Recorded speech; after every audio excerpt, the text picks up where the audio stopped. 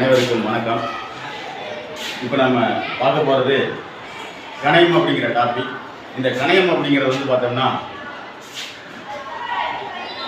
இறைப்பையை ஒட்டி சிறுகுடலில் தொடர்ச்சியான ஒரு உறுப்பு. இது வந்து என்ன முக்கிய பணியை செய்யுதுன்னு சொன்னால், நமக்கு சுகர் வராமல் பார்க்கறதுக்கும் இல்லை சுகர் வர்றதுக்கும் என்ன காரணம் அப்படிங்கிறது தான் நம்ம இந்த கணையம் அப்படிங்கிற டாப்பிக்கில் பார்க்க போகிறோம். இதில் வந்து கணையம் அப்படிங்கிறத ஆல்பா செல், பீட்டா செல், டெல்டா செல் இந்த மாதிரியான 3 வகையான செல்கள் இருக்குது. அது மட்டுமானா இன்னும் சில செல்கள் இருக்குது. இதில் முக்கியமானது எதுன்னு சொன்னால் இந்த 3 வகை. இந்த 3 வகையில் இந்த ஆல்பா செல்கள் அப்படிங்கிறது குளுக்ககான் அப்படிங்கக்கூடிய ஹார்மோனை செக்ரேட் பண்ணுது. அடுத்தது பீட்டாங்கக்கூடிய செல்கள் வந்து என்ன பண்ணுதுன்னு சொன்னால் இன்சுலின் அப்படிங்கக்கூடிய ஹார்மோனை செக்ரேட் பண்ணுது. அது அடுத்ததாக டெல்டா செல்கள் அப்படிங்கிறது வந்து பார்த்தோம்னா சொந்தோஸ்டாட்டின் அண்ட் ஆர்பிசி இது உற்பத்தி ஆகிறதுக்கு காரணமாக இருக்குது. இதில் வந்து பார்த்தோம்னா ஆல்பா செல்கள், இந்த 3 வகையான செல்களில் வந்து பார்த்தோம்னா ஆல்பா செல்கள் அப்படிங்கிறது குளுக்ககான் அப்படிங்கக்கூடிய ஹார்மோனை சுரக்குதுன்னு சொல்லி பார்த்தோம்.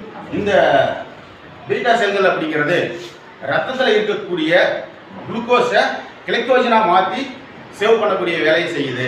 அதாவது ரத்தத்தில் நமக்கு சர்க்கரையின் அளவு குறையும் பொழுது அதை எடுத்துக்க செலவு பண்ணுறதுக்கும் இல்லை சர்க்கரை அதிகமாக இருக்கும்போது அதை எடுத்து சேவ் பண்ணுறதுக்குமான வேலைகளை இந்த ஆல்பா செல்கள், பீட்டா செல்கள் அப்படிங்கிறது செய்யுது. அதில் பார்க்கும்போது இன்சுலின் நமக்கு கம்மியாகும் போது தான் இந்த நீரிழிவு அப்படிங்கக்கூடிய பிரச்சனை நம்ம உடம்புல ஏற்படுது. ஆக சில நம்ம பார்த்துருப்போம், இன்சுலின் இன்ஜெக்ஷன் அப்படிங்கிறத வந்து கடையில் வாங்கி போட்டுப்பாங்க. அது காரணம் என்னென்னா அவங்க உடம்புல இருக்கக்கூடிய கணையம் அது சுரக்கக்கூடிய இன்சுலின் ஹார்மோனுடைய அளவு குறையும் போது இல்லை தரமில்லாததாக இருக்கும் பொழுது அந்த சுகர் அப்படிங்கிறது அவங்க உடம்புல அதிகமாகிடும். அதை குறைக்கிறதுக்காக வேண்டிதான் என்ன பண்ணுறாங்க, இன்சுலின் இன்ஜெக்ஷன் அப்படிங்கிறத வெளியில், அதாவது மெடிக்கல் ஷாப் அந்த மாதிரி இடங்களில் வாங்கி அவங்க செயற்கையாக நம்ம உடம்புல போட்டுக்கிறாங்க. அது இயற்கையாக நம்ம உடம்புல இந்த கணையம் செயல்படணும் அப்படின்னா நம்ம நல்லபடியான உணவு பழக்க வழக்கங்களை கையாண்டு நம்மளுடைய கணையத்தை பாதுகாப்பதன் மூலம் நீரிழிவு நோயில் இருந்து பாதுகாக்கப்படலாம்.